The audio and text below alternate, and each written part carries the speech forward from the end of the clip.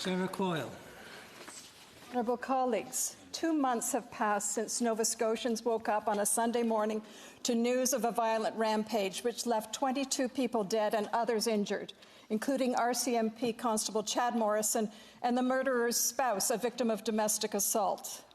The now late Sylvia Donald Cameron described those tragically killed as people defined by service, a teacher, a social worker, 2 correctional officers, a long-term care worker, 4 nurses, an RCMP officer, a retired firefighter, and others, all known not just by what they did for a living, but by how they lived.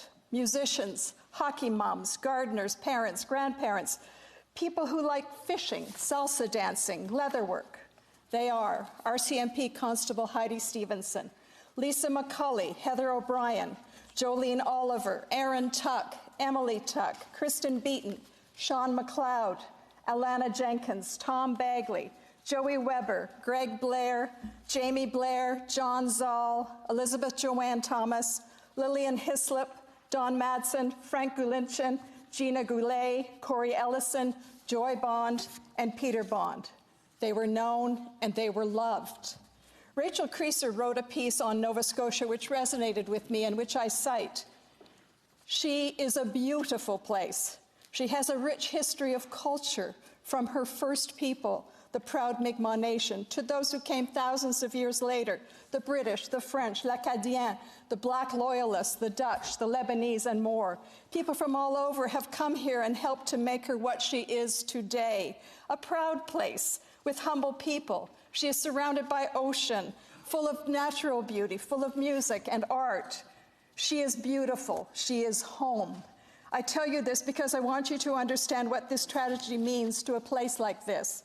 Everyone in Nova Scotia knows someone who died. Everyone is grieving. Everyone needs to be together, but can't. Will she ever be the same? I can't answer that, but I do know she will rise. Her people will lift each other up.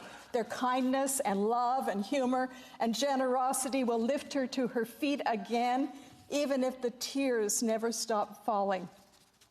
You may never have been here, but when you come, you will not leave. And she will whisper, "Welcome home," as the waves crash on the shore. Trust me, it'll happen to you as it has happened to me. End of quote.